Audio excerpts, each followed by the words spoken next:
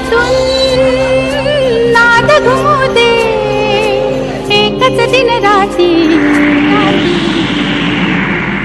मी मराठी, मी मराठी, मी मराठी, मी मराठी, मी मराठी, मी मराठी, मराठी, मी। तर नमस्कार मित्रांनो, तुमचं माझ्या चॅनलवरती हार्दिक स्वागत आहे आणि मी आहे प्रथमेश। तर मित्रांनो, आजचा सब्जेक्ट आहे गुढीपाडवा। सोनेरी पहाट, गुढींचा थाट, आनंदाची उधळण, सुखाची बरसात, नव्या दिवसाची सुरुवात। गुढीपाडव्याच्या हार्दिक हार्दिक शुभेच्छा। गुढीपाडव्याच्या तुम्हाला व तुमच्या कुटुंबांना हार्दिक हार्दिक शुभेच्छा। तर मित्रांनो, आज व्हिडिओमध्ये मी तुम्हाला दाखवणार आहे शोभायात्रा, कुर्ल्यातील एक मोठी शोभायात्रा। तर चला मग बघूया आपण। नक्की पहा, येत आहे ना? आलोच।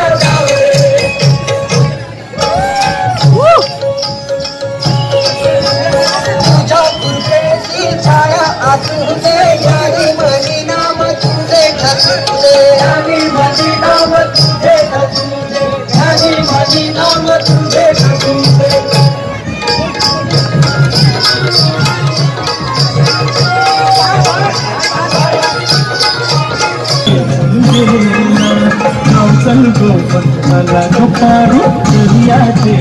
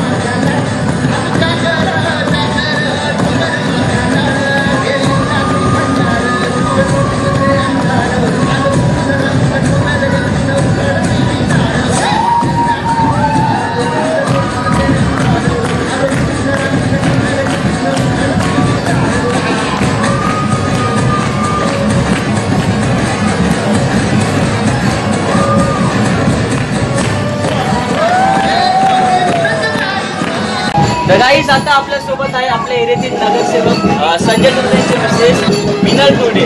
तर मी आता त्यांना विचारतोय की तुम्ही लोकांपर्यंत गुढीपाडवाचे मेसेज कसे द्याल.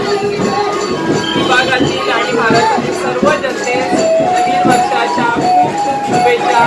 येणारं नवीन वर्ष तुम्हाला सुख समृद्धी भरभराट घेऊन येईल.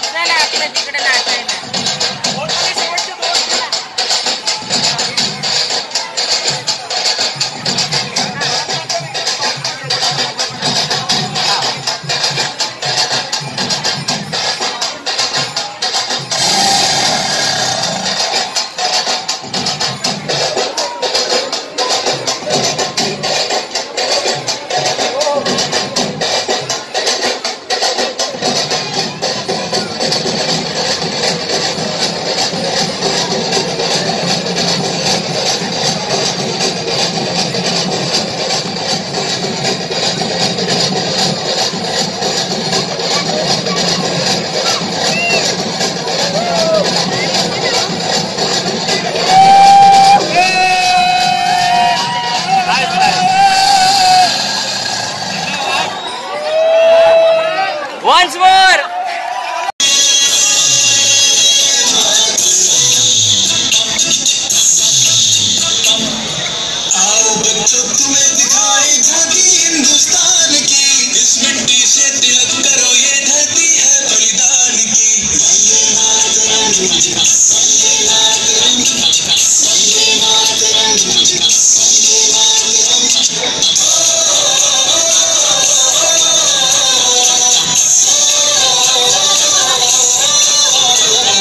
मित्रांनो, आज गुढीपाडवा आहे.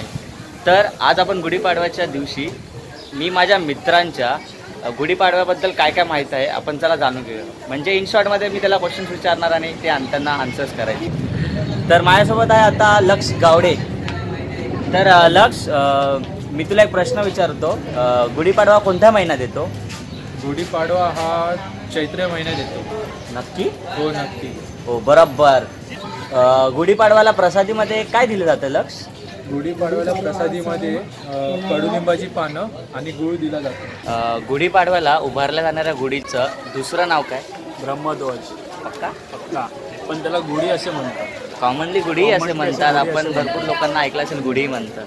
पण हे ब्रह्मध्वज हे एक सुद्धा नाव आहे, तुम्ही लक्षात ठेवा कायमसाठी. कधीही तुम्हाला कोणत्या ॲप्टिट्यूड टेस्टमध्ये विचारला जाऊ शकतं. ब्रह्मध्वज. येस. Second answer. गुढीपाडव्याच्या या दिवशी तुला भेटलेली एक वस्तू किंवा भेट? Swift Dzire. Swift Dzire. वा, किती लक्की आहेस तू. एवढी मोठी भेट कोणाकडून? आई वडिलांनी. वा, मजाच मजा तुझी. गुढी कशी बनवतात याबद्दल तुला काय माहीत आहे का?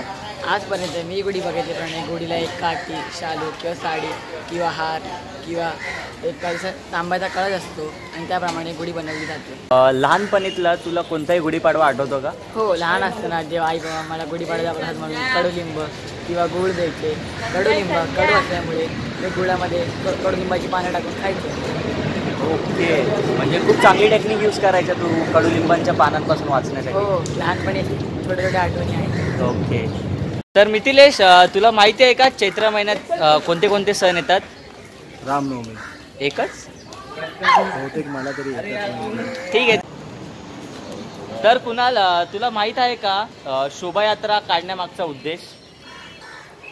शोभायात्रा आपली मराठी संस्कृती दाखवण्यासाठी, परत तसेच विभागातील सर्व लोकांना एकत्र आणण्यासाठी आपण हा सण साजरा केला जातो. गुढीपाडव्याची तुम्हाला आख्याख्या माहीत आहे का? गुढीपाडव्याची आख्यायिका म्हणायचं झालं तर हे चैत्र प्रतिपदा आहे. जेव्हा रामाचा वनवास संपल्यानंतर रामाने रावणाचा वध केल्यानंतर त्यांचं स्वागत करण्यासाठी संपूर्ण अयोध्या नगरीने ते स्वागत करण्यासाठी ठिकठिकाणी त्या गुढी उभारल्या गेल्या होत्या. आणि तीच प्रथा आणि तीच एक वाटचाल पुढे जाण्यासाठी एक चैत्र प्रतिपदा म्हणून आपण हिंदू नववर्ष साजरा करतो आणि त्याचं प्रतीक म्हणून ही गुढी उभी केली जाते. त्या गुढीवरती गडू उलटा ठेवलेला असतो आणि एक बत्ताशीची माळ गळ्यामध्ये असते. की तुमचं येणारं पुढचं वर्ष, नवीन वर्ष जे असेल ते भरजरी असं म्हणून एक भरजरी शाल त्याला आपण लावलेली असते आणि गोड आठवणींचं तुमचं येणारं साल जावं म्हणून त्या प्रकारे गुढी ती उभी केली. ते प्रतिकात्मक रूपामध्ये ती गुढी उभा केलेली असते आणि म्हणून आपण प्रत्येक हिंदू आणि प्रत्येक मराठी बांधव आपण ही गुढीची पूजा करून नवीन वर्षाला सुरुवात करतो. आपण नवीन वर्ष सुरुवात ही सूर्योदयाला सुरू होते आणि म्हणून आपण तमसोम ज्योतिर्गमय या अंधाराचा नाश हो असं म्हणत आपण नवीन वर्षाचं स्वागत करतो. इन शॉर्टमध्ये जेव्हा राम 14 वर्षाच्या वनवासानंतर अयोध्यात आलेले तर तिकडच्या प्रजेनी त्यांचं स्वागत करण्यासाठी गुढी उभारून त्यांचं स्वागत केलं होतं. तर गाईज, आजचा ब्लॉग आपण एवढंच ठेवूया. ब्लॉग संपूया. तुम्हाला माझ्याकडून व तुमच्या कुटुंबांना व तुम्हाला सुद्धा गुढीपाडवाच्या हार्दिक शुभेच्छा. भेटूया नेक्स्ट ब्लॉगमध्ये नेक्स्ट सब्जेक्ट सोबत. तोपर्यंत बाय.